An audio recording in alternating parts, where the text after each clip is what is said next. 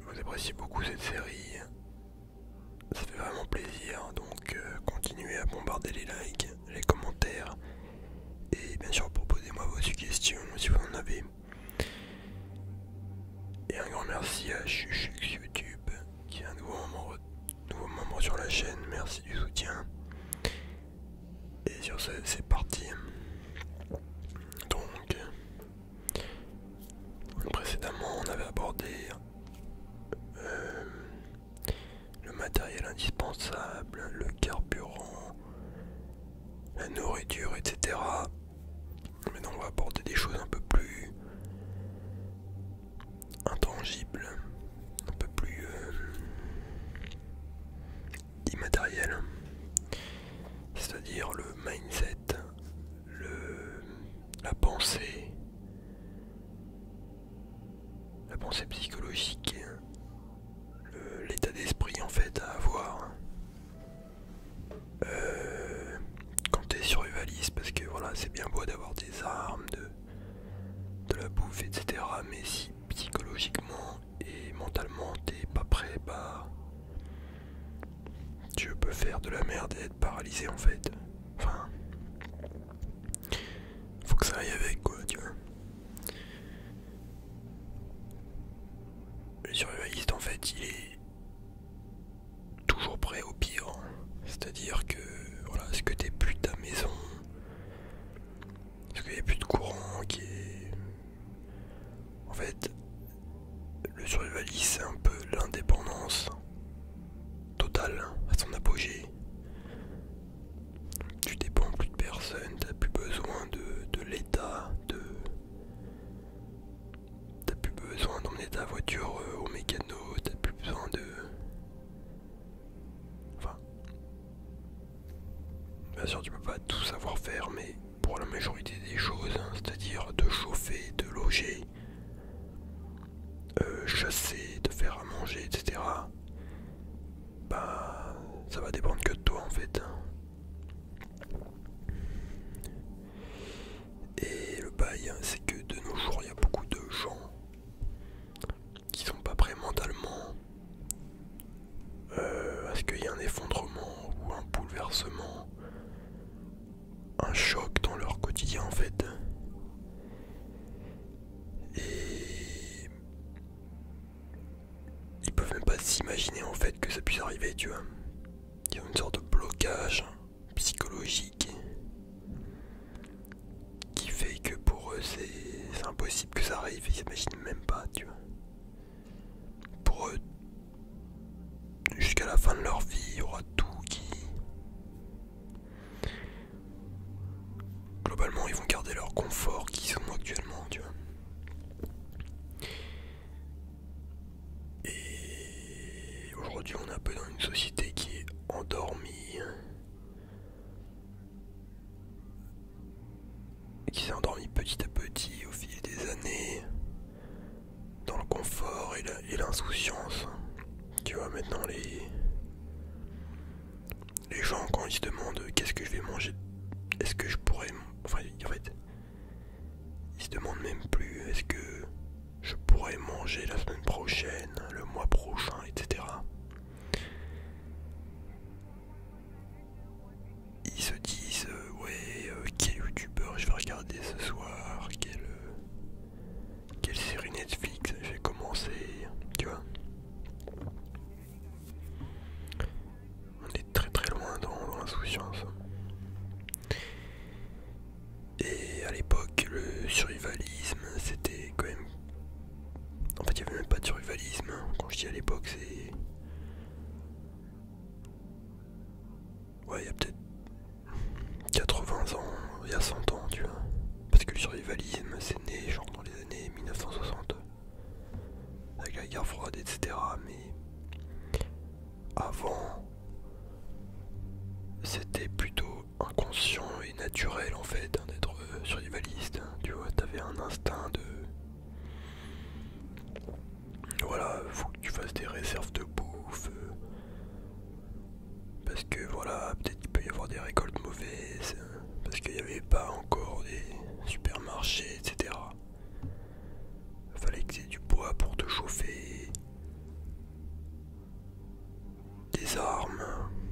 et pas forcément la police partout et tout. Des compétences de base, genre faire un potager, etc. Tu vois. Mais bon, maintenant, depuis quelques décennies, il y a l'État-providence qui s'occupe de tout en fait. Voilà, t'as la santé, sécurité sociale, tu vas chez le médecin, t'as la police pour te défendre, etc. Et le pire c'est qu'en France maintenant, ouais, voilà, si des fois tu te fais cambrioler et que tu attaques le cambrioleur, bah tu vas prendre plus cher en fait que le cambrioleur lui-même, tu vois. C'est abusé, hein. T'as même plus le droit de te défendre, de faire des trucs de base quoi, des légitimes défense, etc. Tu vois. On va te dire non, tu peux pas, faut que t'appelles la police d'abord, voilà, je sais pas quoi. Donc voilà. Faut pas se dire que l'État sera là tout le temps jusqu'à la fin de ta vie pour protéger ton petit cul, hein, tu vois. Voilà, faut pas croire que ouais mais Macron il a dit que ça va aller, du coup ça va aller, tu vois. Non. Enfin en vrai fais comme tu veux. Si tu veux croire que tout ira toujours bien, ok. Mais voilà, après c'est la sélection naturelle qui s'opère.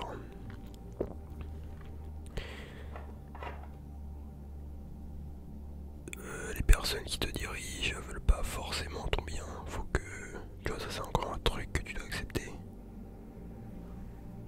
en tant que survivaliste. Ils pensent d'abord à leur gueule, à leurs intérêts, et après, si le peuple gueule un peu trop, peut-être ils peuvent donner des miettes, hein, histoire de qu'il n'y ait pas de révolution, je sais pas quoi.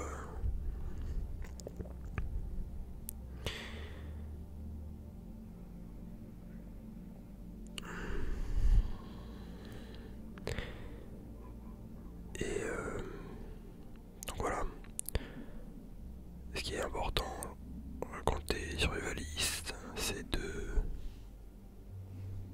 t'informer assez régulièrement de l'actualité, des conflits, des pénuries, tu vois, qui peuvent arriver, des trucs en fait qui peuvent à long terme ou moyen terme te toucher, tu vois. Par exemple là on a l'usine de boîtes de conserve William Sorin en France qui a ou qui va arrêter sa production, 80% de sa production. Donc j'imagine même pas l'explosion des prix des boîtes de conserve en France en 2023. Et la pénurie du coup qui va rapidement arriver. Ça va piquer. Tu vois pareil les bails de blackout et tout, on te disait il y a quelques mois ouais non il y aurait jamais ça en France, je sais pas quoi. Après on te dit ouais il y aura 1 heure de coupure de temps en temps. Ensuite on te dit ouais 24 heures, 48 heures, t'inquiète. Tu vois c'est petit à petit en fait on te prépare psychologiquement à accepter les événements, tu vois. Alors que genre tu vois il y a 1 an ou il y a quelques mois si t'avais dit qu'il y aura des blackouts on t'aurait dit ouais complotiste etc. C'est juste que t'anticipes les choses en fait, c'est juste ça. T'as pas besoin que BFM TV ou je sais pas quoi te dise que non, il n'y aura pas de blackout. Pour penser en fait, faut arrêter tu vois. Toi tu te tries les informations et après tu te fais ton opinion.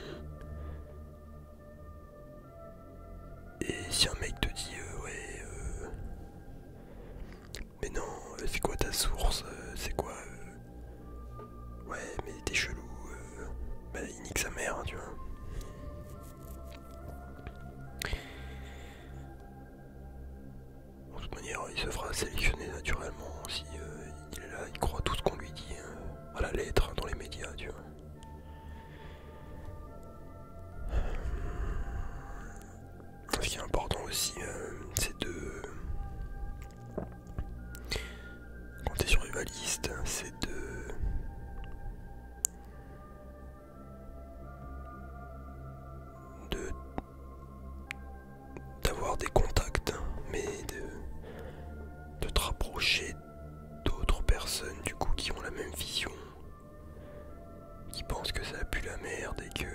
Enfin, qui sont prêts, tu vois, etc. mentalement ou matériellement. Parce que forcément ça va plus matcher entre vous. Si jamais également ça part en couille, bah vous avez des contacts, des potes, vous n'êtes pas seul. Et t'es plus rassuré également. Et en fait, naturellement, ça va mieux matcher, tu vois. Vu que vous avez la même vision en fait du monde et de ce qui peut arriver. Donc voilà, en tant que survivaliste, faut également avoir un plan global de ce que tu peux faire en cas de toute éventualité. Après voilà, faut pas forcément un plan précis en mode ok, donc s'il y a une attaque zombie, j'escalade le bâtiment du voisin et je tire dessus avec mon arbalète, tu vois. Enfin, voilà. Après il y a des bails d'improvise, mais voilà, globalement que tu saches où te casser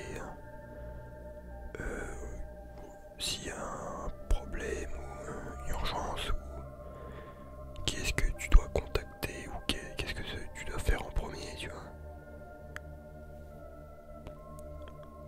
Et avoir une vision globale en gros. En quelle année que tu penses que ça peut... que la situation peut s'aggraver, quoi. Quelle année, quelle période, tu vois.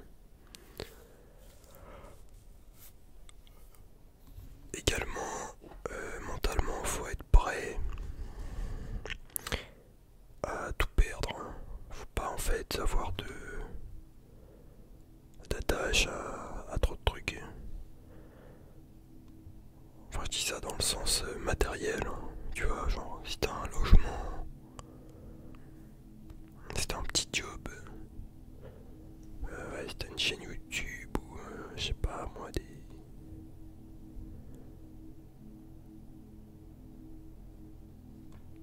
trucs, tu vois, faut que tu sois prêt à... Je parle pas forcément des gens, parce que tu peux avoir des très bons potes et que voilà, t'es attaché, t'as pas envie de les perdre, c'est normal. Mais déjà, tu vois, si tu te dis que tout peut arriver, voilà, faut pas que tu t'attaches trop à ta Porsche ou à des petites bricoles, tu vois. Enfin, des bricoles. T'as capté. Mais voilà, bien sûr, oui, il faut... S'il y a un problème, une urgence, tu vois, faut que tu saches ce qui est important pour toi et comment le protéger. Tu pourras pas tout sauver, hein, mais tu pourras sauver tes priorités, quoi. Et pour finir la vidéo, je dirais que faut rester positif pour l'avenir. Justement, car t'es préparé au pire. Et c'est pas si t'es survivaliste ou un truc du genre que faut que tu sois red pill entre guillemets à vie en mode ouais, de toute manière ça va s'effondrer, c'est la merde, autant se suicider, ouais, ça sert à rien que je commence mon projet parce que dans quelques mois ça va puer la merde, voilà, tu vois, non. Le truc c'est que personne connaît ni le jour ni l'heure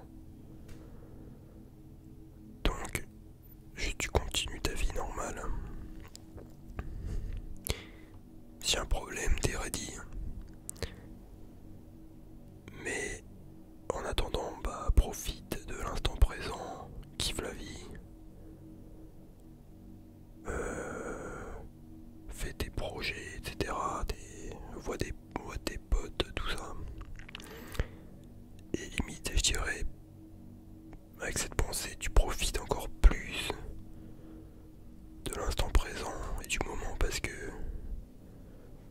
tu te dis que tout ça c'est temporaire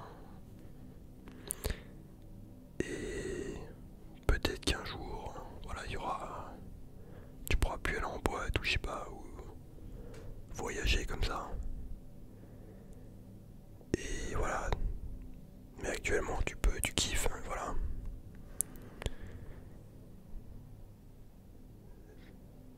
Tu te dis, hein, putain, j'ai de la chance. Il y a 100 ans, il y avait la guerre et tout. Et là, putain, ouais. Je suis aux Caraïbes, tout ça, tu vois. Donc voilà. C'était une petite vidéo mindset du rivaliste. J'espère que vous aurez kiffé. Un max de likes si c'est le cas. Et écrivez-moi en commentaire vos suggestions pour le prochain épisode, sur quel sujet traiter, etc. Sur ça, je vous dis à la prochaine.